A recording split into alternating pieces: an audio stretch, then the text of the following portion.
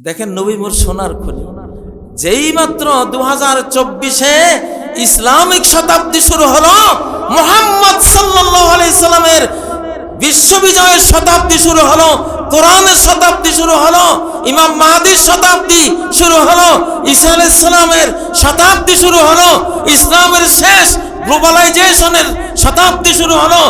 সাথে সাথে বিশাল বিশাল সোনার খনি পৃথিবীতে আবিষ্কার হওয়া শুরু হলো।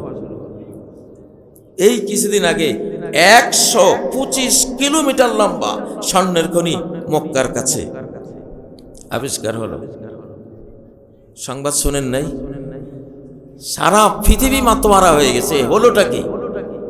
আজকে আমার সংবাদে দেখলাম পাকিস্তানে এত বড় এক স্বর্ণের খনি আবিষ্কৃত হয়েছে, গোটা পাকিস্তানের অর্থনীতি পাল্টে বদলে যাবে।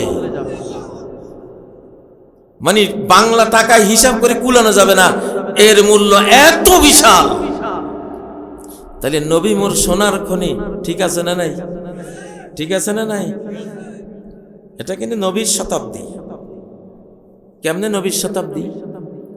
কারণ নবীর ব্লাডের মানুষরা বিশ্ব চালাবে, নবীর রক্তের, নবীর ওয়ারিসরা বিশ্ব চালাবে। আল্লাহুম্মা সাল্লি আলা মুহাম্মদ পড়েন, আল্লাহুম্মা সাল্লি আলা মুহাম্মদ ওয়া আলা আলি মুহাম্মদ। আচ্ছা, প্রত্যেক নামাজের আত্তাহিয়াতের মধ্যে শেষ বৈঠকে এই মুহাম্মদ আলে মুহাম্মাদের এই শিক্ষাটা কেন আল্লাহ দিয়ে যাচ্ছেন? এমনি? হ্যাঁ, আপনাদেরকে বলছেন তোমরা তো কতজনের নেতা বানাও, একবার এরে নেতা বানাও, একবার ওরে নেতা বানাও। শোনো, তোমাদের নেতা এরা কেউ না, এরা তোমাদের মতোই পাবলিক নরমাল। তোমাদের নেতা হলেন হযরত মুহাম্মদ সাল্লাল্লাহু আলাইহি ওয়াসাল্লাম, এবং তোমাদের নেতা হবেন মুহাম্মদ সাল্লাল্লাহু আলাইহি ওয়াসাল্লামের মৃত্যুর পরে বিশ্ব নেতা হবে। সেই বিশ্ব নেতা হতে হলে তার ব্লাডের হইতে হবে। ইমাম মাহদি কার ব্লাডের? হাসান হুসাইন, হযরত ফাতেমা। হ্যাঁ, হযরত ফাতেমার ছেলে হাসান হুসাইনের বংশে ইমাম মাহদি আসবেন। ইমাম মাহদি আসবেন নবী বংশের, আলে মুহাম্মদ। উনি কি?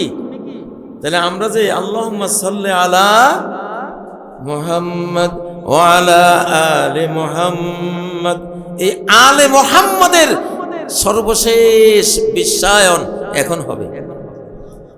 দুরূদ শরীফ পড়ার সার্থকতা, একটা সার্থকতা এতদিন ছিল না। আলে মুহাম্মদ কারবালার ঘটনার পরে ওনারা দৃশ্যপটে ছিলেন না, এতকাল ওনারা আছেন পৃথিবীতে বিভিন্ন অঞ্চলে, বাংলাদেশেও বহু বহু আলে মুহাম্মদ আছেন। তো কিন্তু ওনারা এখন প্রকাশ পাবে। এখন আপনারা দুরুদে ইব্রাহিম পড়ার মর্মটা বুঝবেন যে কেন এটা পড়া হয়। ওয়ালা আলে মুহাম্মদ, হযরতে ইমাম মাহদি তিনি আলে মুহাম্মদ। তিনি কি? তাকে কারা কারা মানতে রাজি আছেন? লিল্লাহে তাকবীর, লিল্লাহে তাকবীর। হযরতে ঈসা আলাইহিস সালাম চতুর্থ আকাশ থেকে ফেরেশতার উপরে ভর দিয়ে ইনদাল মানারাতিল বাইদায়ে শারকিয়ে দামেস্ক, সিরিয়ার রাজধানী দামেস্কের সাদা মিনারাওয়ালা মসজিদে নামবেন। হযরতে ঈসা আলাইহিস সালাম তিনিও আলে ইব্রাহিম। তিনি কি? তাহলে আপনারা যে পড়েন ওয়ালা আলে ইব্রাহিম, পড়েন না একটু? এইবার নেতা খুঁজি পাইছেন। ওয়ালা আলে ইব্রাহিম, দুইজন বিশ্ব নেতা আসতেছেন, একজন আলে মুহাম্মদ ইমাম মাহদি, আরেকজন বিশ্ব নেতা আসতেছেন তিনি আলে ইব্রাহিম। পাইছেন নি দুইটা? দুইটাই দুরুদে আছে না নাই? আছে না নাই? এইরকম নেতাই তো দরকার, যেই নেতা আল্লাহর বন্ধু, আল্লাহর খলিল, যেই নেতা দোয়া করলে আকাশ থেকে খাদ্য ভরা ট্রেন নাজিল হয়, ঠিক না? যেই নেতা এমন এক দোয়া করেছেন وارزق أهله من الثمرات لعلهم يشكرون ও আল্লাহ, এই কাবা শরীফ আমি যে নির্মাণ করলাম, আমার পরিবারকে এখানে আমি বসবাস করার জন্য দিলাম, তুমি তাদেরকে রিজিক দিও। পৃথিবীর যত ফলমূল আছে, পৃথিবীর যে অঞ্চলে যেই ফলমূল জন্ম হয়, মক্কার বাজারে যাতে সেটা হাজির হয়। আল্লাহু আকবার। পৃথিবীর কোনো মার্কেটে এত ফল নাই, মক্কার বাজারে সারা পৃথিবীর ফল ওখানে পাবেন। যারা হজ করেছেন দেখেছেন না? ও ভাইয়েরা, এক দোয়া। কাবা শরীফে কি আছে? আশপাশে কোনো ফসল, কোনো ফলমূল কিছুই নেই, এক দোয়া।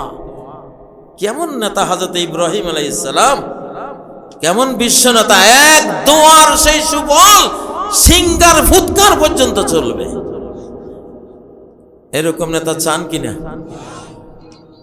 আর এক নেতায় তো বলে গেছে, আমি পাইছি চোরের খনি। ঠিক না বে ঠিক? কেমন নেতা! ওনারা দেশ শাসন করতে বসলে দেশ চোরে ভরে যায়, দেশের সম্পদ বিদেশে চলে যায়।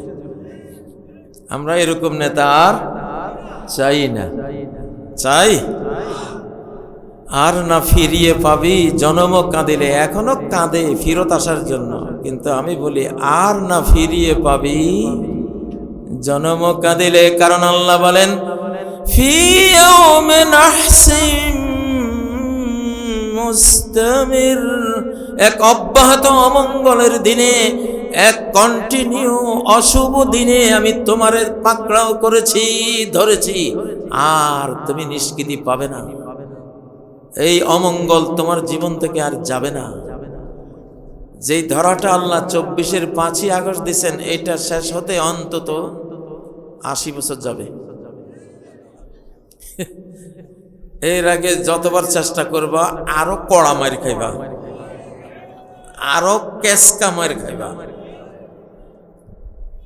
ভাই, আমি সাংবাদিক মানুষ, আমি কোরআনের সাংবাদিক। তো সাংবাদিক সংবাদ না দিলে দুনিয়া চলবে কেমন? সংবাদ তো দিতেই হবে।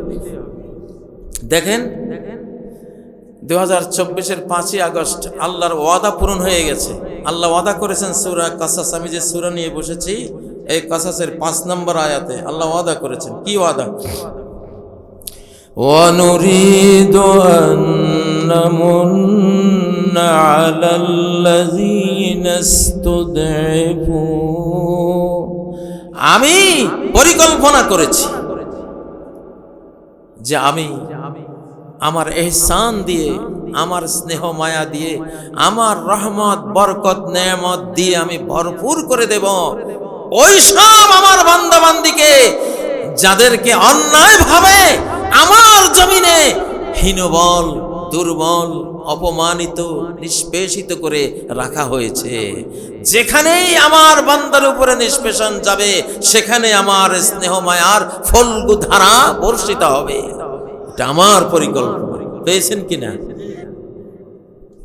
আলহামদুলিল্লাহ। আমার বাগানের আম বাজারে উঠলে, পদাগঞ্জ হাটে উঠলে 200-300 টাকা বেশি দামে ব্যাপারীরা কিনে। আমার বাগানের ব্যাপারে বিখ্যাত আছে, লস হয় নাই আজ পর্যন্ত কারো। কেন?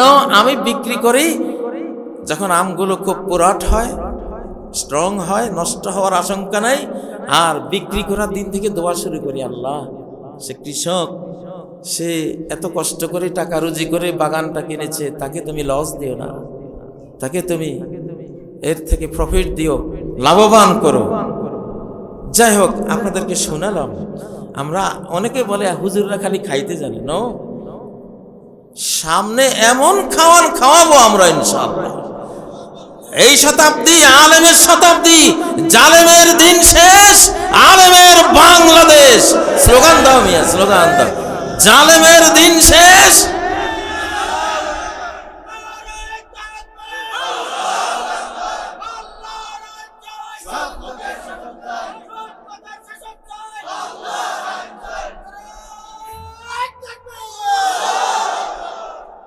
ও ভাইরা, নবী মোর পরশমণি, নবী মোর সোনার খনি, নবী নাম জপে যে জন সেই তো দোজাহানের ধনী। এটা কে গাইছে? এটা